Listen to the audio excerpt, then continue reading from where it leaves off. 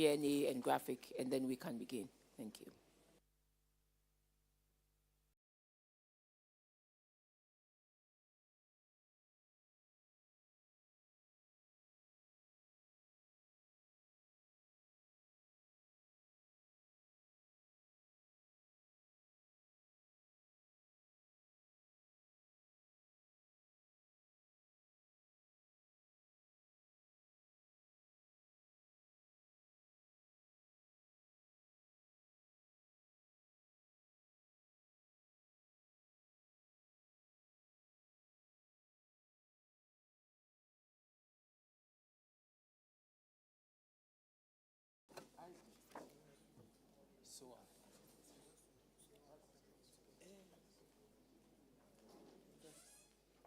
Please, those sitting behind the minister, which agency are you from?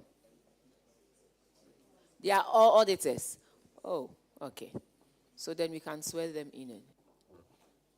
No, they are not.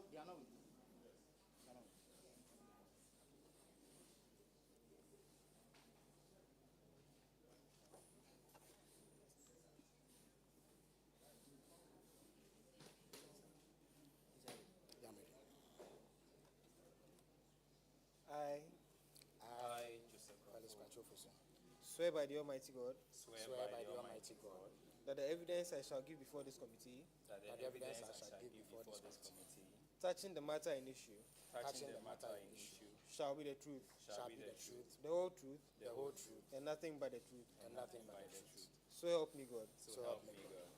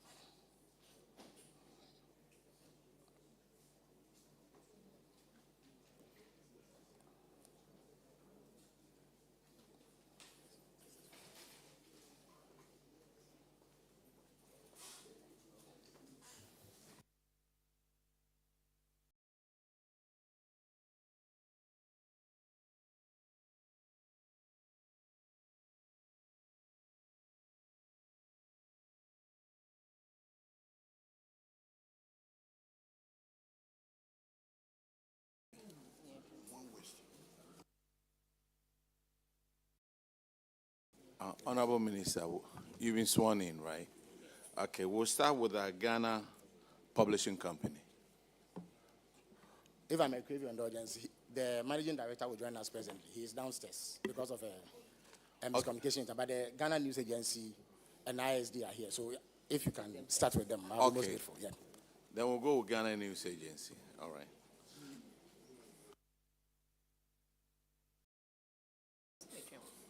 Please. Also been joined by the finance director for GBC. But he's not been sworn in. Yeah. He's not been sworn in. Has he been sworn in? Okay, then let's let him take the oath, please. Let the others come in, and then we add them all together. So, sir, accountant, finance director, kindly sit at the other side. You cannot sit here. No, you should sit, yes. Until you are sworn in, you cannot.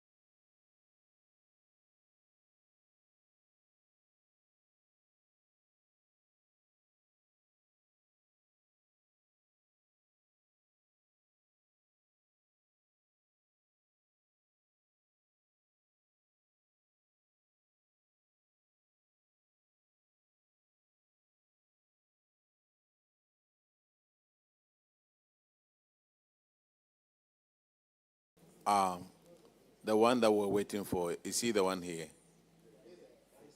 Okay, publishing. Then, swear the two in, please. Okay, when he gets here, then we'll. And the we'll- GNA managing director is here. So Okay. he will come in presently. All right. So swear those two in, please.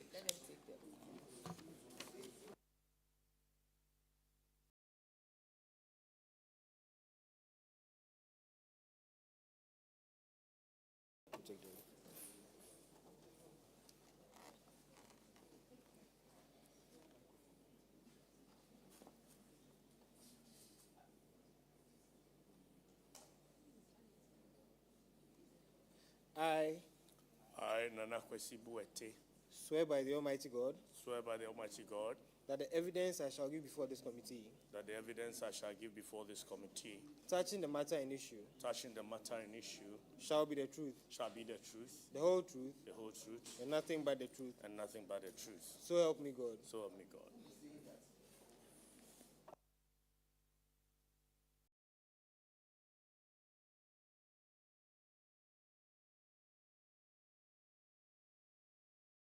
So we have been joined by the managing director of the Ghana News Agency. So swearing.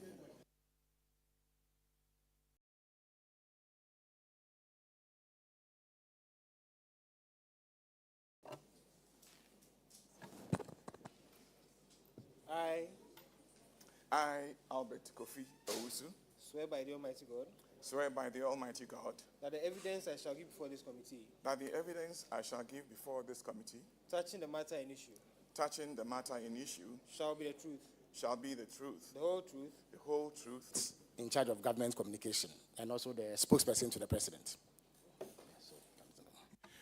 Honorable Chairman, my name is Albert Kofi Owusu. I am the General Manager for Ghana News Agency. Honorable Chairman, my name is Nana Kwesi Buete. I'm the MD for the Ghana Publishing Company. Honorable Chairman, my name is Joseph Bafo. I'm the Director Admin Ghana News Agency.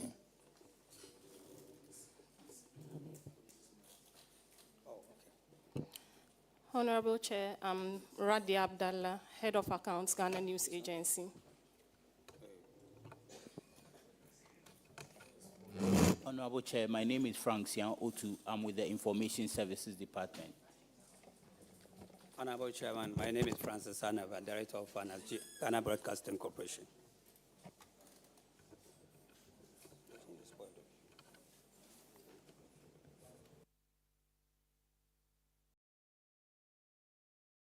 All right, now let's start with the Ghana Publishing Company, please.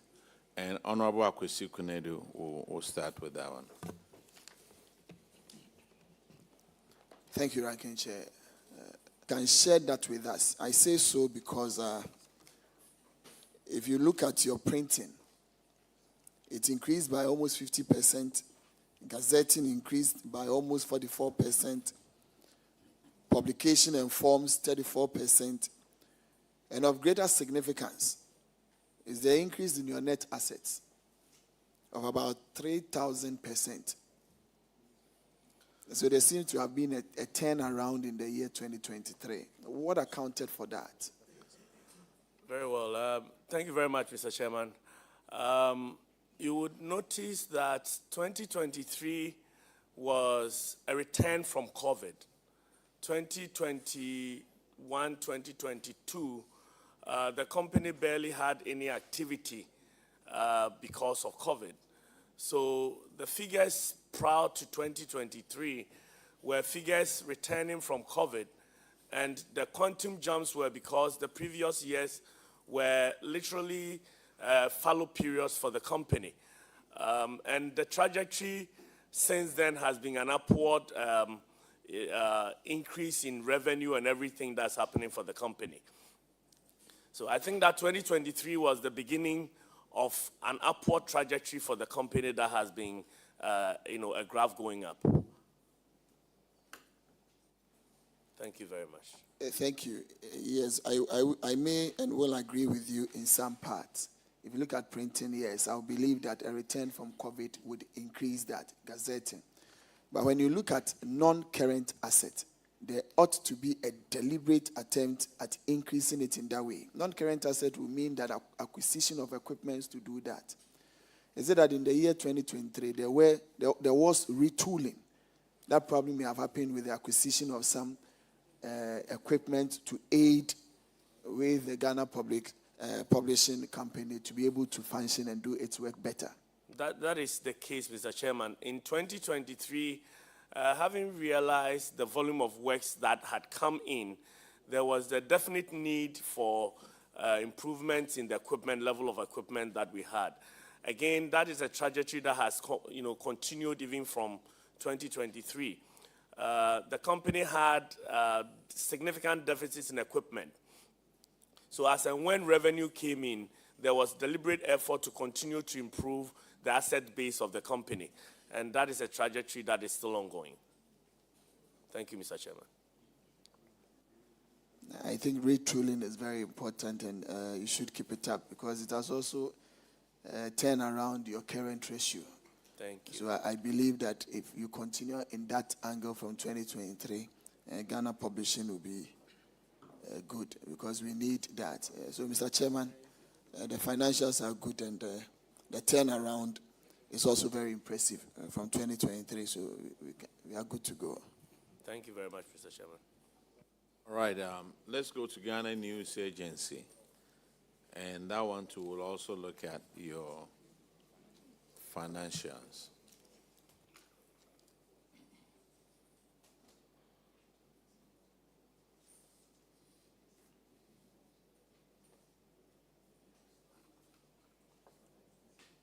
Okay, the financials of Ghana News Agency.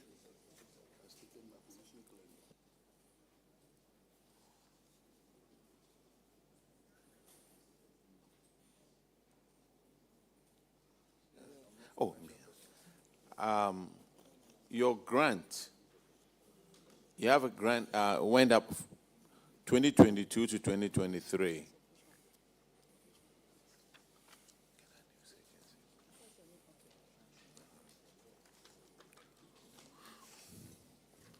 Why did it go up that high?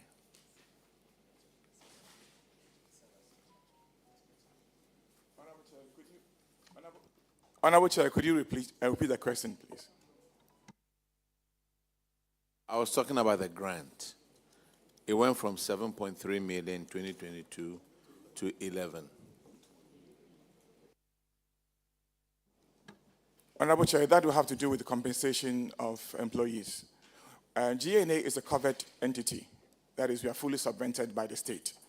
And so our salaries and our goods and services and CAPEX budget are all drawn from the government subvention. And in the year 2023, we recruited about 17 new staff to fill various vacancies that had been created. And so that accounted for the surge in the expenditure. Plus, apart from the salaries we pay our staff, we also pay compensation-related allowances. And these are the fuel allowances, car maintenance allowances. So when you recruit about 17, that comes along with the increase as well in that sector. Thank you. It's interesting that when you had lower staff, you spent 1.1 million on goods and services. When you added 17 more people, goods and services rather went down. How did you manage that? I should also add that in 2023, there was a broad salary increase by the state. So that also impacted the figure that you see there.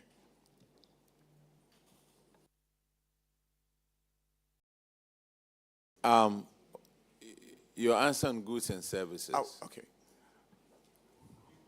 Sorry, could you please repeat that question? Okay, I will. I said when you had lower staff, number of people in 2022, your goods and services was 1.1 million. Now, when you had more people, an increase in salaries, your goods and services went down. How did you manage that? Honorable Chair, it depends on the subvention we receive from the state. In some years, we receive very low funds. In other years, the receipt could be appreciable. So everything that we do in terms of our financial support comes from the state. In particular, I would say even 2024, we had approval of 1.6 million for goods and services because it was an election year and we had laid out a very comprehensive program to cover the elections. But by the end of the year, we had about 600,000. That's a third. So it fluctuates. It depends on when finance can afford to give us so that's how it is. What is this special expenses over here of 231,000? Which chair, please, Honorable Chair? The special expenses on the expenditure side, it was 231,000. Honorable Chair, I would honestly plead with you that we got this invitation only today, about 2 hours ago. So we've had to rush from the office and pull things together. So I would have to refer to my team about that. 231. You have an accountant over here? Yes, but I have to say the accountant only took over this year. The previous accountant he took over this year? Yeah, she took over this just this year, about 2 months ago. Yeah. So, Honorable Chair, if you would permit us, we could finish with the details a little later, please.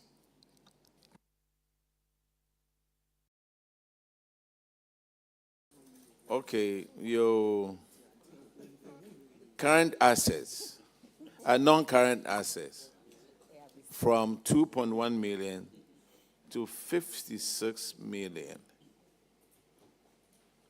Madam Accountant, do you know how it went?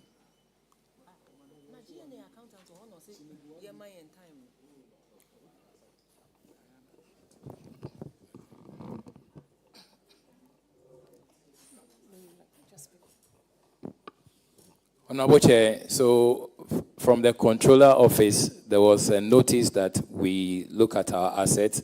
So there was a revaluation of our assets across the region, and that's how come the numbers went high. The National Account Office, they usually do quarterly engagement with state-owned entities.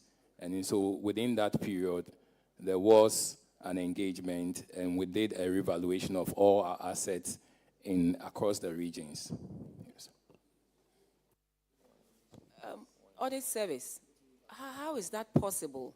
So does it mean their assets were lying idle, not captured in their books or anything? Because if this really is not an injection of new assets, and your assets, your non-current assets was 2.1 million, and you have done a revaluation, not because you have put in new equipment, but just revaluation, and it's jumped to 56 million, then we have a problem in this country. Meaning our assets are lying idle, we haven't captured it in the names of the agencies which owns these assets. Is that the case? Yes, Honorable Chair, that has been the case before the adoption of the IPSAS accruals. And because of where we are going as a nation, there is the effort to revalue some of these assets. Most of them were carried on our books at the old cost. At the time we bought those assets, those were the values that were still on our accounts, on our records. But after the decision to go the IPSAS accrual way, all these assets are being revalued. And so you realize that some of the entities that appeared here, they've revalued the assets, and the values are a bit higher than what they had before. So that is the situation. So it's exactly as he indicated to us here. Thank you. So audit service from 2.1 million to 56 million without new assets, but just revaluation of existing assets. Yes, Honorable Chair, it's possible. It's very possible.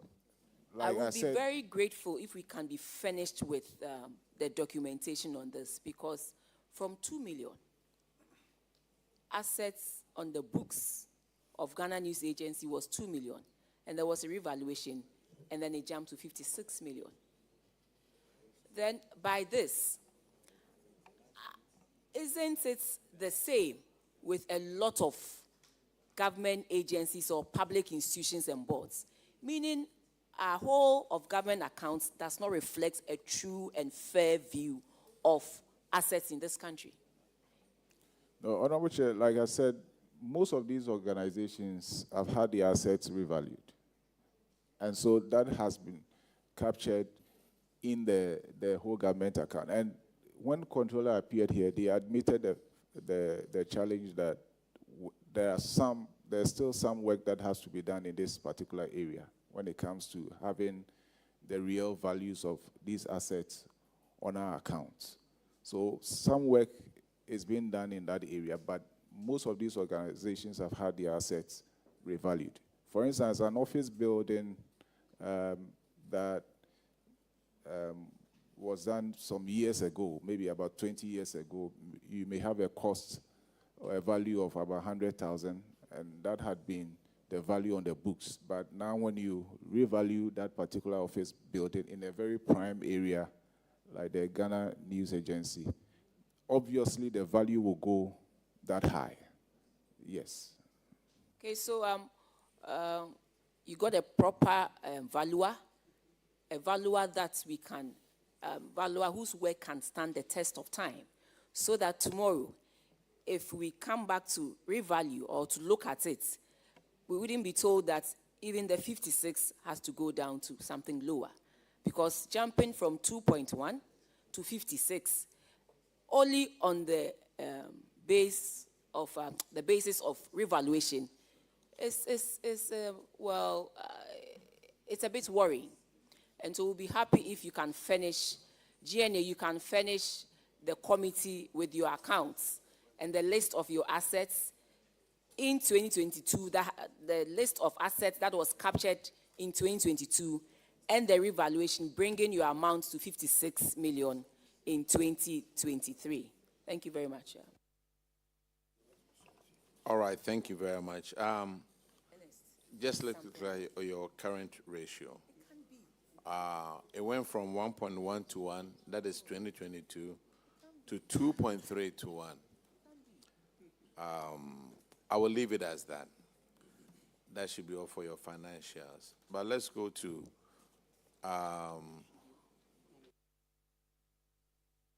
you don't have any management issues. But then let's go to Graphic Communications Group. And Honorable Abena Osiasari will handle. Oh, you are not here yet. Okay. So what about GPAC Limited? It's the same group. The same group. Yes. Yes. Okay. And it depends on the matters at hand. For instance, I'm briefed on some finding on a matter relating to alleged violation of the Procurement Act, for instance, in the sourcing of a company to service one of their machines. So I'm briefed on that. If it's a matter that comes up, I'll be able to speak to it. Well, there's also a bit on their financial performance and financial position.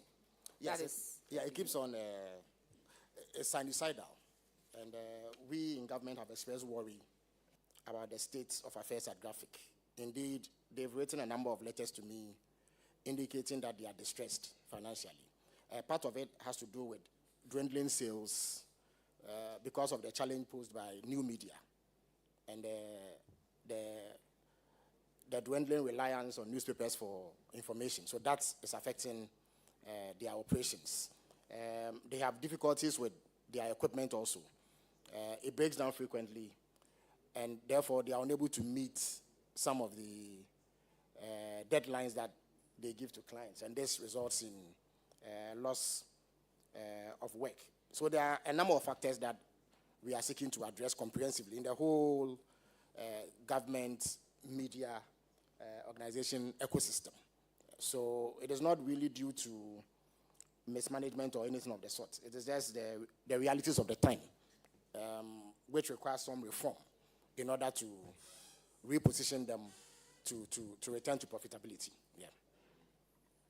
Minister, I wish they were here to answer to the specifics in the accounts, because I would need certain explanation. I expect them to be here before the session ends, so hopefully they should be here. Yeah.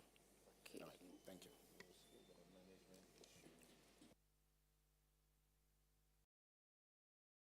You can handle the management issues, right? Yes, he said that. Then Honorable OPK will handle the management issue for graphic on paragraph 1338.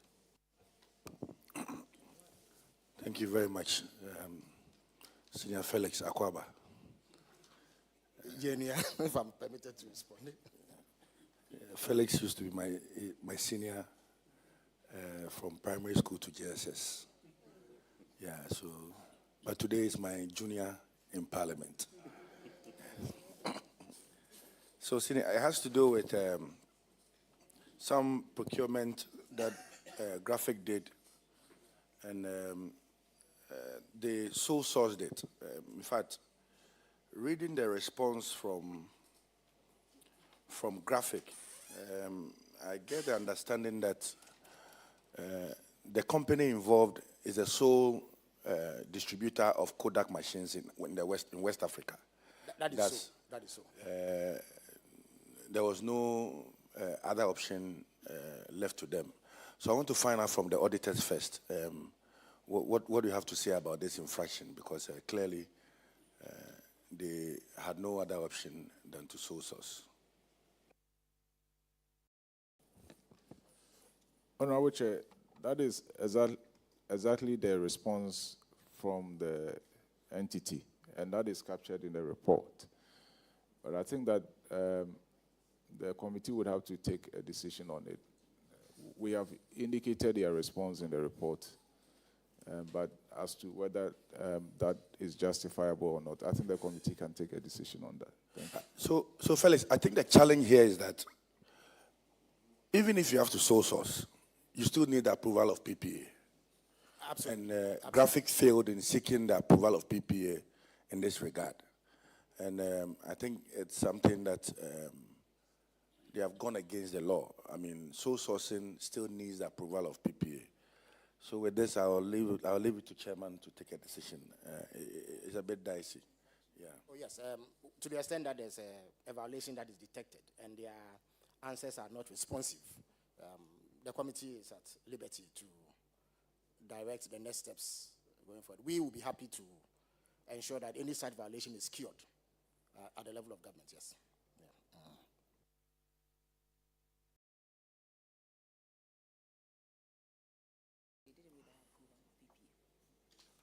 Honorable Minister, the recommendation of the auditors is for us to sanction under Section 92 of the Public Procurement Act, 2003, Act 663, as amended, should be applied to the head of the entity. We also recommended that management should always adhere to the provision in the Procurement Act, as stated above, in all of its procurement activities. And the sanction is for us to recommend that it goes to the Attorney General for prosecution when it comes to procurement. They could have done something with PPA, and they chose not to do it. So Attorney General will let you know where your faith lies. Well, very, very well, Mr. Chairman. As I indicated, as government, we are all for transparency and ensuring that these excesses in procurement are kept. So whatever action you deem fit will be accepted by us. Yeah. Thank you very much. The other one is also on financials, GPAC. And the, yes. And I guess, apart from GPAC, and then the last question for Ghana News Agency, that's it that we have.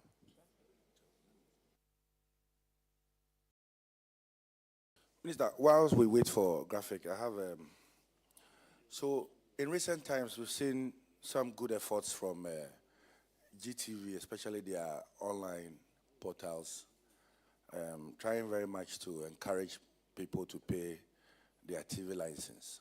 In fact, there's been a league table that shows members of parliament who have paid and those who are yet to pay. In fact, I've had constituents tag me, encouraging me to pay. I did mine somewhere in October, and it's an annual ritual for me. But 276 members of parliament, the money that GTV needs to run, this 60 cities paid by MPs cannot sustain what GTV needs to operate. What is it that you are doing at the ministry to encourage people to pay their TV licenses? And I know that the TV license thing regime is governed by law. I mean, the television licensing regulations, as amended in 1991, encourages GBC or gives GBC the legal mandate to do that. But I'm also aware of a court ruling in 2018 that suspended GBC and its agent to not prosecute defaulters. What innovative ways are you bringing on board to ensure that GTV generates the needed resources in terms of the TV licensing so that they deliver effectively for us? Thank you very much. But for the records, let me state that I have paid my TV license 5 years in advance. So that, of course, You charity... say 5 years in advance. 5 years in advance, You yes. must be a rich man. No, not at all. Not at all. They say charity begins at home. So I would not have the moral authority to encourage others to pay if I do not set the tone. Let me indicate that unlike other jurisdictions where the enforcement for the payment of TV license is higher, ours is a bit lax. And you refer to the court ruling, which also hampers the ability of the corporation, GBC, to go after those who default. So I think the first point of call is to put in place an enforcement mechanism that compels people to pay. The second point, and I've made this point over and over in my interactions with the management of GBC, that people would have to be enticed through content development to pay. First of all, people have to watch your station in order to develop interest in your programming so that they are motivated to pay when you ask them to do so. If they find your programming stale and boring and unexciting, they may switch elsewhere and they may not find it necessary to pay any heed to admonitions to pay. So there must be an improvement in the content. Then technology that enables the organization to track who is watching, the number of eyeballs they have, and how they can get people like this to pay will be necessary to deploy. And then the ease of payment. How easy is it to pay? Thankfully, because of the advent of mobile money and money transfer, it's much easier. And that's how I paid mine 5 years in advance. So I think that an amalgamation of these will help us overcome this difficulty. One of the ways that we've attempted to draw attention to begin with, you'll be surprised that there are people in this country who do not know that payment of TV license is compulsory and that there's actually legislation backing sin. So through the magic being done by the GBC social media handles, more awareness is being created, and you find that there's greater excitement among the public. But again, it speaks to the point of content. Because of the way that they do their postings, it generates public interest. People follow what they do, and therefore their interest is picked. So a number of things are being done. But let me indicate that TV license alone would be woefully inadequate. The problems of GBC go beyond the payment of TV license. Indeed, at the last reckoning, the last report I saw indicated that they got just about 500,000 Ghana cedis or so from TV license payment. That is a drop in the ocean compared to what they need, compared to the challenges they have. They've had difficulties with payment of electricity, for instance. In some instances, I've had to intervene to get the Electricity Company of Ghana to restore electricity. They've had legacy debt issues. And then they've had general revenue shortfalls that make the operations difficult. So currently, we are in discussions with SIGA. Let me indicate that even though I have ministerial oversight, most of the reporting is done through SIGA because it's a state-owned enterprise. So in collaboration with SIGA, we are developing a roadmap towards transforming GBC and all the other state-owned media organizations, because all of them are suffering. Whereas the books of GNA may look impressive, they themselves have their own challenges. Same can be said for ISD. Even Graphic, which in the past used to lead the way in terms of their commercial viability, is having difficulties. But all of it is because of the way things have been done, which need to be changed. So in the coming weeks, we should present a report on this to Cabinet for consideration. Once it is approved, we will engage the organizations regarding the transformation program, and we'll be more than happy to report to Parliament on the way forward, so that together we can fashion out a model to save these organizations. Because the way things are going, if we do not do something, in the next 10 years, they will no longer be viable. As given the stiff competition that they are receiving from competitors in the traditional media space, and then social media. So it's a whole comprehensive program that we are developing. Yes, but on that note, let me encourage everybody to pay TV. Even if it is 500,000, we could do with the money. We could do with the money. So they should keep it coming. Yes. So, Minister, so thank you very much for the answer. And just to point out that, I mean, for instance, if you come to my constituency in Pryso, and let's say you go to Intomim, where maybe, or let's say you get to Asakraka, where you would have less than 10% of these people on social media, it becomes difficult for them to know that by law you are supposed to pay your TV license. And I think that the GTV people should come out with some innovative means of reaching out to them. And I'm sure that if they were to go to ECG or to go to Ghana Water, for instance, we know that virtually everybody who pays ECG should have one TV or the other in his house. And so when they're able to get that database and they send an SMS or something to these people, I think it becomes easier for them to generate more money than concentrating on the political heads to pay. We will do that. And also, you've paid 5 years. So what if the fees change next year? What do you do? Well, it means that I have to. Add on. If the fee comes down, you take your money, which it never does, then they would owe me some reimbursement. If it goes up, I'll do a top up. But that was only to show that a lot more can be done. Yes. I think the point you raise is valid. In remote areas where social media penetration is not as high as urban centers, we need more aggressive marketing through programming. GBC itself, because people watch and because it has the widest reach, should be able, through their own programming, put in advertisements that remind people of it, remind people of the legal consequences of not paying and how useful it is when one pays. Through collaboration with the ISD, for instance, the ISD is present in just about every district in Ghana. So through the education campaigns,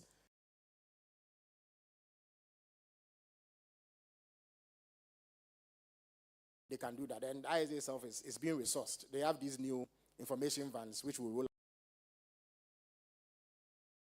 and educate people on a wide number of issues, including the need for us to meet our civic obligations, one of which is the payment of TV license. But as I've indicated, TV license itself is inadequate. So even as we encourage people to pay, we need to improve content, and then we need to do more to sustain their commercial viability going forward. Yes. Well, just to put on record, and I know that the administrator of GBC's Facebook page is watching. I'm not against the approach, because sometimes it can go very hard on people. So that we are. Well, I think that what it is that, and I have had cause sometimes to engage them and find out why this new modus operandi. But they've explained that they create their content on the basis of what they think is trending. Social media is not exactly conservative. And sometimes the things that you need to do in order to gain traction and eyeballs may be unconventional. To the extent that it does not blur any ethical lines, it does not defame anybody or put out any offensive content. It may be out of the ordinary. It may not be in keeping with what we know GBC to be. But once it does not violate any known laws or offend people's sensibilities, it can pass to the extent that it draws the attention that we want for GBC. I think that the experiment has worked. Even their followership has improved. They have over 600,000 followers as I speak to you. If you compare it to just about 2-3 years ago, it was quite low. And the director of finance is here, he can attest to that. So they've become perhaps the leading social media handle of any media organization in Ghana. It's an impressive achievement. We need to commend the team. There's a whole team here. There's not just one individual. There's a whole team that does the thinking and brainstorm over what to post. But I have always emphasized the need for them to stay within ethical boundaries so that they do not offend sensibilities of people. Yeah. Minister, I also, as part of you retooling and strategizing to make GBC more competitive, I think you should look at their costs, especially to do with their assets, their buildings. You look at these private TV stations, they have just one small office, yet the content they put out there, you would think it's a whole universe. GTV has huge assets in terms of building. Maybe we should start thinking of what we can do to those buildings. Can they co-share? Can they, so that they can raise additional revenue in addition to the other revenue handles that they have. They can pair with other people, other TV agencies to reduce their costs. You go to GTV and clearly if you say you are going to renovate their buildings, it's going to cost you so much, yet their buildings are underutilized. Let me use Joy FM. You see where they have. Look at the content they put out there. You see CT, GH1, the content they put out there. UTV, that's all they have, but the content they put out there. So one major thing that I believe you should look at is their cost and the cost in terms of maintaining their buildings, and how to use these huge assets in the form of buildings and to leverage on to raise more revenue. That will also reduce the amount of money that government on its own will have to spend in bringing it to the par of the other media houses. So that is one thing I believe you should look at, because I get worried when I go there. I see their buildings and they need renovation, one, and two, they are not being used to the full. So, Minister, as part of the re-strategizing to bring it to that point where they make profits and also people watch, you should consider addressing the cost in the area of the huge buildings that they have. I mean, that will help. Yeah. That is true. Indeed, it's one of the things that we've identified in terms of cutting costs, leveraging existing assets, and being able to recapitalize GBC and the other state-owned media organizations. It's precisely that. Some of the buildings were put out even in colonial times. So they were built to meet the exigencies of the day. Times have changed, and therefore you do not need that number of buildings in order to operate. With one tower, you can have all your departments operating from one building. Mr. Kofi also used to be with Joy FM, so he would know. I think he was integral to restructuring them the way that... Was it by coincidence that I used Joy FM? Well, I think that is a prime example, so it's allowed. So GBC itself has thought of doing things that way, and they have engaged me and governments on some of the things that can be done to ensure that we maximize their assets. They have vast tracts of land all over the country in valuable places. Indeed, the last time that government put in a dime into GBC, apart from paying the compensation of workers, was about 20 years ago when we bought them some 1 or 2 OB vans, if I'm not mistaken. Since then, they've not received anything from government. I have made it clear to them that government is not in a position to put in any further money. So they have to find their own money. One of the ways of doing that is using a very transparent, open process to leverage very valuable assets that they have currently in order to modernize, cut costs, and operate more efficiently. That is the only way that they are going to survive. So this plan is integral to the document that we are developing with SIGA. And in due course, we'll make it available to Parliament so that we can all chip in ideas on how to do this. But it's a very valid point that you raise, which we recognize here. Minister, we're still waiting for Graphic Corporation, and they are not here. My issue had to do with, one, I realized that their current assets went up, meaning that either they were not, the monies that they were supposed to collect from people in terms of payables to them, they were not, taking those monies. And in the offices around the ministries, they come and then they leave. I think they have some arrangements with them where they bring newspapers. I look at the quantum of newspapers they bring to these ministries, so that if all the ministries are paying, at least it should reflect positively in their current assets. Then you go and look at their current liabilities too. It is just shooting up.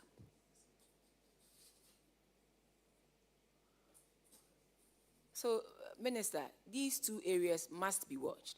They must have an aggressive revenue collection and strategy where they collect the monies from all of us when they offer their services. Because if we don't do that, no matter how government pumps in money, if it is the same attitude, then we will not benefit the way we want to benefit. In 2022, their profits, there was a deficit of 4.3 million, and then it shoots up to 14 million in 2023. So it tells us there's a lot of tidying up that they need to do. They need to strengthen the management of their financials. And you have to help them, do that. Because in terms of the newspapers, I think they have a wide coverage, and they reach more customers than any other. And so if we don't help them in that regard, no matter how much you pump money into it, you still have this. So clearly you see that their current ratio is even coming down. So, Minister, I don't think we will be able to wait for them any longer. But what we want to tell you is that, please, let them go on an aggressive revenue mobilization. All right, Honorable Chairperson, what I would do is that if it is permissible by you and if it's acceptable to you, I will get them to present a document explaining each of the issues that you've raised comprehensively, so that you can study them and incorporate them in your report. That said, I have also had cause to engage them on that particular matter, because just like GBC, they themselves have been distressed. Indeed, a couple of months ago, they sent me an SOS letter requesting for some logistical support from government. There too, I had to indicate that the government did not have the appetite at the time to do so, and that they should look within to improve upon their revenue generation, improve upon profitability. But the newspaper business generally has suffered because of the advent of traditional media. So you notice that even the international newspaper organizations are switching to online content, which compels you to subscribe. And through that, they generate it. Because people want news on the go. They can no longer wait for newspapers the day before. Now, Graphic and others, unless they get exclusives, always are late in the day. They lag behind the news. So they report what has already happened. And in these times, it is not particularly attractive to the news-consuming public. So that has affected their sales. They've also suffered from the general economic downturn that we experienced in the last few years. For instance, one of the issues they've decried the most was the cost of importing newsprint. When the dollar went up and the cedi depreciated, it really affected their ability to import newsprint. So in fact, I have on my desk a request from them to engage GRA and other organizations to do something about the duty payments because of how costly it was and how it was impacting their operations. They also have aging equipment. Indeed, the last time they got new equipment was in 2010. That printing machine it's still fit for purpose, except that it requires some retrofitting. And they tell me that they will need about 800,000 euros to do so, to import the parts and bring it up to an acceptable level of operation.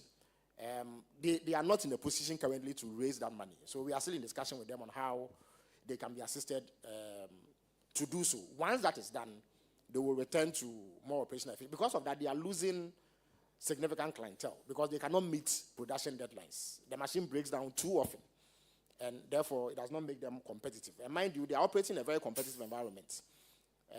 There are private printing houses that are doing better, who have less costs than they do. So I've asked them to tidy up their operations and ensure that they return to profitability, and particularly pursue an aggressive online content model that rivals any that you find around the globe. That is one way of opening up another revenue stream, because that is where people are, and that is where you should reach people with the news. That breaks constantly. I do not believe that going forward they will be competitive if they continue to remain the way they are in terms of their operations and in terms of the content that they will. But all in all, it is a very viable, potentially profitable business, which we need to support in every way we can. So I'm still in discussions with them to ensure that these problems are overcome. But like I indicated, I will get them to send you comprehensive responses to the issues highlighted in this document. Yeah. The Minister, if government can put out a policy, you see all the budgets that we print, all the other printing reports, the reports that we bring to Parliament, if maybe between two government-owned companies, you can share it amongst them. Sure. Clearly, it will be a very good source of revenue for them, because almost every sitting, we get a lot of reports, and come next week, we're going to have the budget being read, and they will give us the budget documents. So maybe you should make a deliberate effort to push some business to graphic communication and any other government institution that is in the printing business. And for that one, they will be assured of some revenues that they can use to turn around, whilst government also looks at the bigger picture of equipping them properly. But I must say that they must pursue an aggressive revenue collection strategy, because these are the low-hanging fruits. That is true. You give us newspapers, you hardly come back for your money, or you don't pursue us aggressively for the monies, what is owed you. You know, the typical person will relax. So these are low-hanging fruits that I believe they can pick. And also, if you can make a deliberate effort policy that all our printing should go to maybe 2 or 3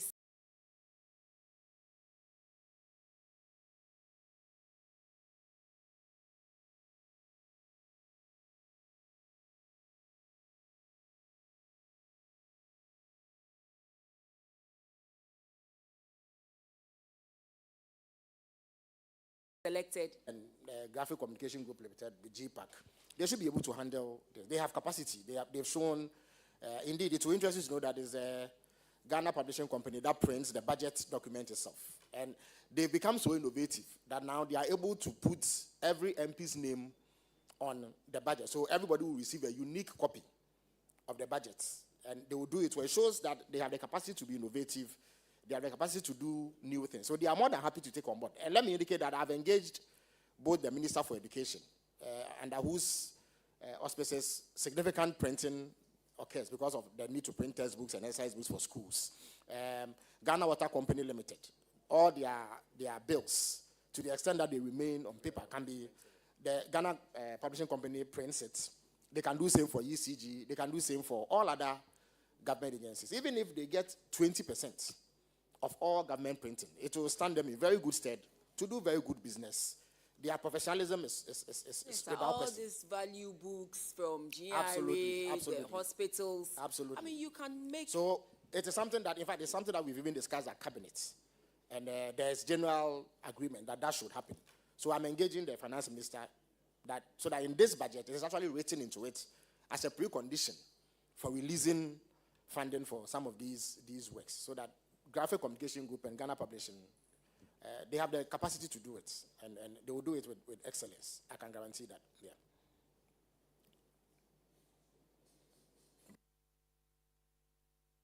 Honorable Minister, we've waited, and I think we'll pull down the curtains. Thank you very much for. Thank you for coming to Public Accounts Committee. Thank you very much, Honorable Chairman. We are done. Honorable Chair, thank you very much. Minister, respectfully, if you can sit and wait for and listen to our closing remarks. We began on the 27th, and today is the end of this particular sitting. And since you happen to be the last person here, we'll be grateful if you can just sit and then listen to us. So,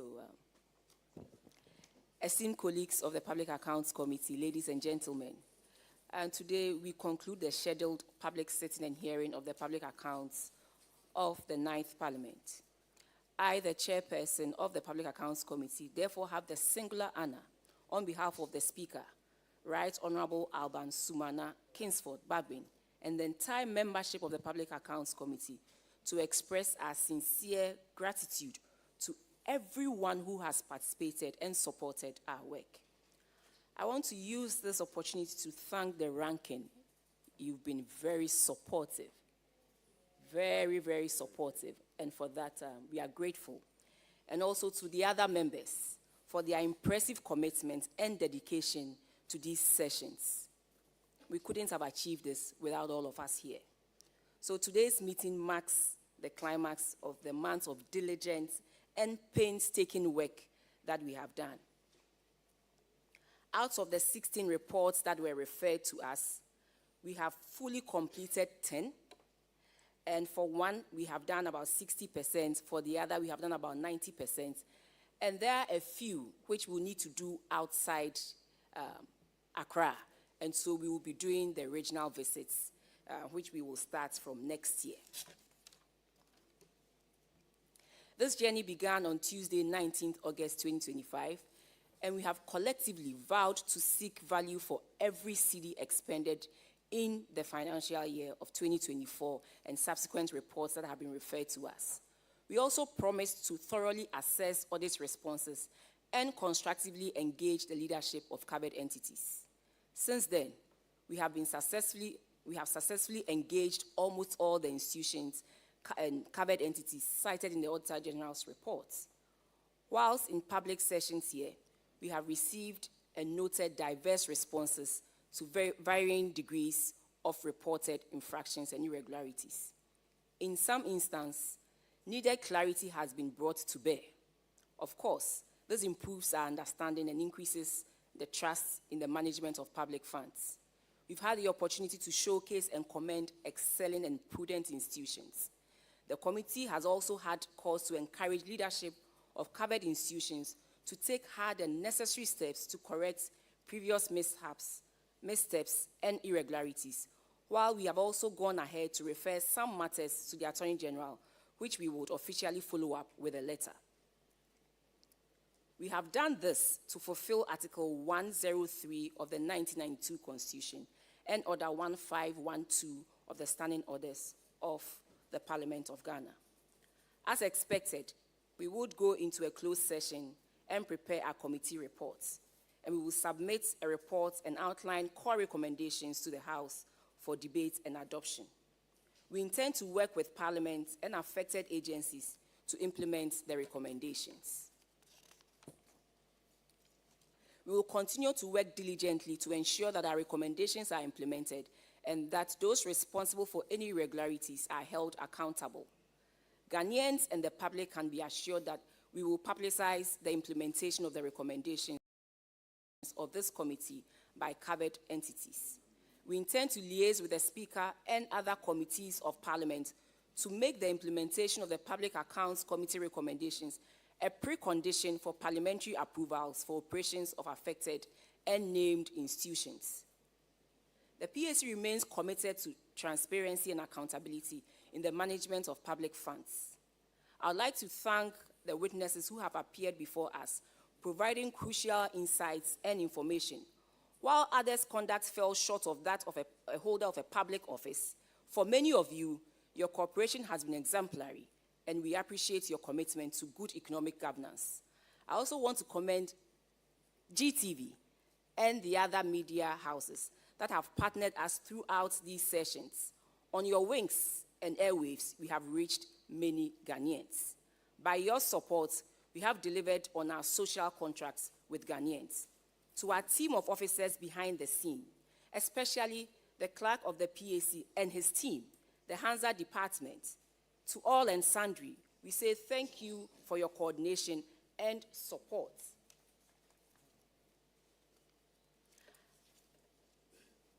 And finally, we can't or we couldn't have gotten this far without the Auditor General and the auditors who have supported us through and through. We just want to assure you that we will continue to work with you to make sure we all make our public financial space something that we all will be proud of. As we conclude this hearing, we reaffirm our dedication to strengthening Ghana's public financial management systems. We remain focused on the core ideals of transparency, prudence, and accountability. Public Accounts Committee we will continue to work tirelessly to ensure that public funds are utilized efficiently and effectively for the benefit of all Ghanaians. May God continue to bless us all as we all discharge our mandates. Thank you so much.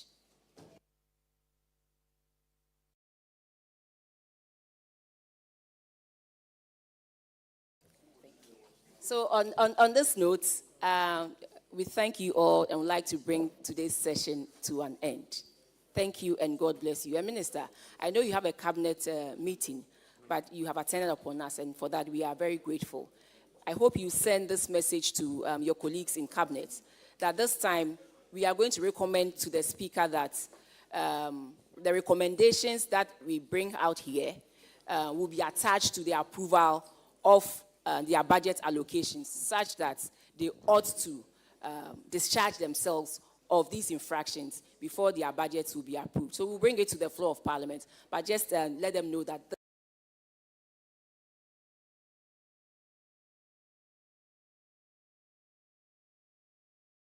this is what we intend to do as you go into cabinet. Thank you.